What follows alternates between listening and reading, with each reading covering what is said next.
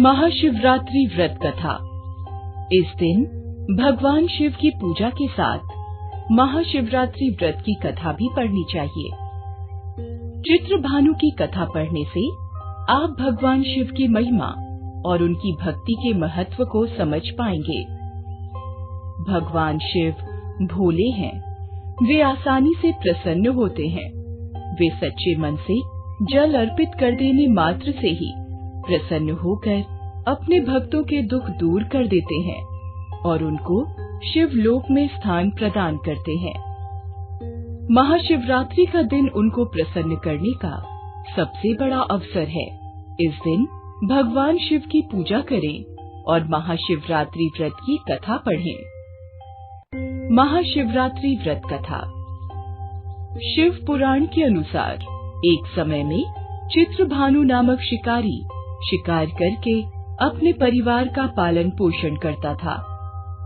उस पर साहूकार का कर्ज था। समय से कर्ज चुकता न करने के कारण साहूकार ने उसे बंदी बना लिया। उस दिन शिवरात्रि थी। दिन भर उसने भूखे प्यासे रहते हुए भगवान शिव का स्मरण किया और दिन गुजर गया।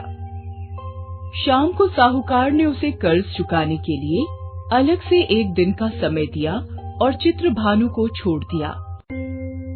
तब चित्रभानु भूख प्यास से व्याकुल होकर जंगल में शिकार खोजने लगा। देखते देखते शाम और फिर रात हो गई। तब वह एक तालाब के पास बेल के पेड़ पर चढ़ गया और रात बीतने की प्रतीक्षा करने लगा। उस बेल के पेड़ के नीचे शिवलिंग था।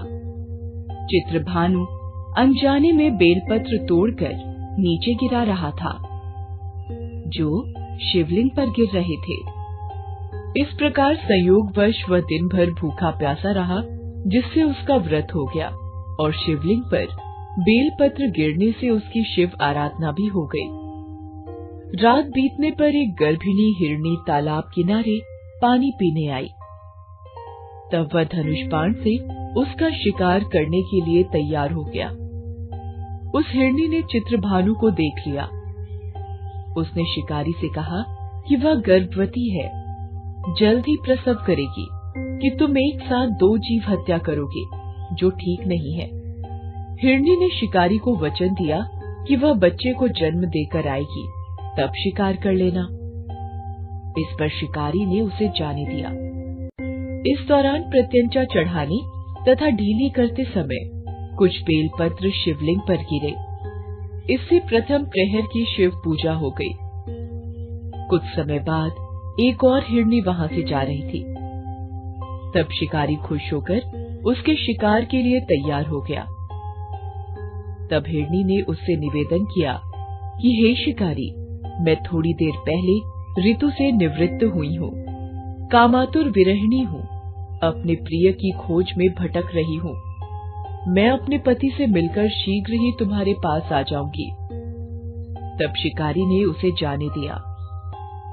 चित्रभानु शिकार न कर पाने से चिंतित था। रात्रि का आखिरी पहर बीत रहा था।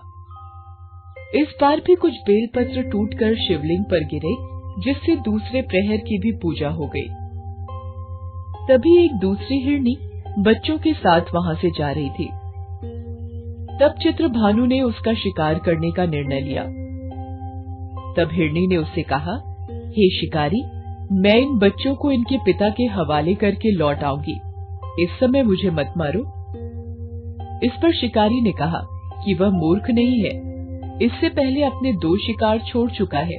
उसका परिवार भूख प्यास से तड़प रहा होगा। तब हिरनी ने कहा, मेरा विश्वास करो, मैं इन्हें इनके पिता के पास छोड़कर तुरंत लौटने की प्रतिज्ञा करती हूँ। ऐसे करते हुए सुबह हो गई और अनजाने में ही शिकारी की शिवरात्रि की पूजा हो गई। उपवास और रात्रि जागरण भी हो गया। इसी बीच एक हिरण वहां से जा रहा था। तब शिकारी ने इसका शिकार करने का निश्चय कर लिया। चित्रभानु को प्रत्यंचा चढ़ाए देखकर उस हिरण ने निवेदन किया कि यदि तुमने मेरे से पहले 3 हिरनी और उनके बच्चों का शिकार कर लिया हो, तो उसे भी मार दो, ताकि उनके वियोग में दुखी न होना पड़े। अगर उनको जीवन दान दिया है तो कुछ समय के लिए उसे भी जीवन दान दे दो, उनसे मिलकर वह दोबारा यहाँ आ जाएगा। हिरण की बातें सुनकर शिकारी के मन में रात का पूरा घटनाक्रम सामने आ गया। उसने सारा घटनाक्रम हिरण को बताया। तब हिरण ने कहा कि वे तीनों हिरनी उसकी पत्नियां हैं। जिस प्रकार वे तीनों प्रतिज्ञाबद्ध होकर गई हैं, उसकी मृत्यु से वे अपने धर्म का पालन नहीं कर पाएंगी।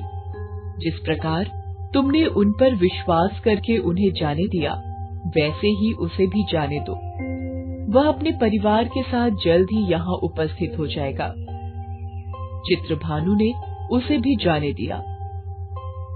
शिवरात्रि व्रत और पूजा होने से उसका मन निर्मल हो गया। उसके अंदर भक्ति की भावना जागृत हो गई। कुछ समय बाद वह हिरण अपने दिए वचन के कारण अपने परिवार के साथ शिकारी के सामने उपस्थित हो गया।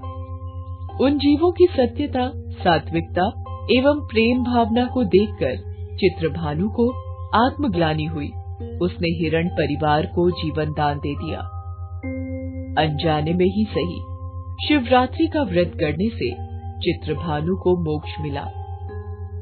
मृत्यु के बाद शिवगण उस शिकारी को शिवलोक ले गए।